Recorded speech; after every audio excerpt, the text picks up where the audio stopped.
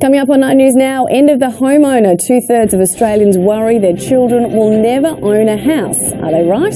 Well, we'll speak to a real estate expert next. The great Australian dream of owning your own home is looking less and less realistic. New research shows parents are increasingly worried about whether their kids will ever afford to get into the housing market.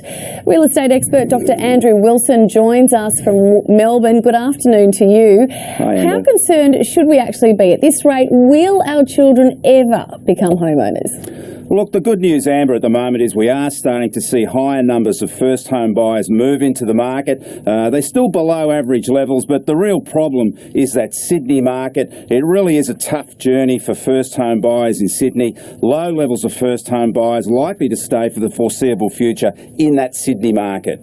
Now, data shows 17% of people will have to raid their inheritance to pay off their mortgage. That's if you're lucky enough to have one. Is this the future? Is this where we're going? Look, I think a lot of that will depend on where interest rates go and the state of the economy. At the moment, interest rates are low and set to remain low for the foreseeable future. The economy's in reasonable shape, jobs are growing, unemployment is steady. So as long as we have that environment, I think that we won't have to be tapping into the inheritance too much. Look, we have seen a few cracks emerging in the property market. I know there's a lot of people that are pinning their hopes on a market collapse. What do you reckon?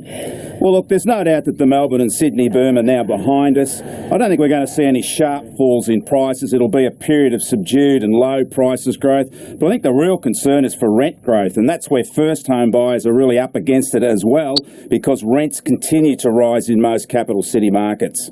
Quickly, what can we do to help our kids set them up financially?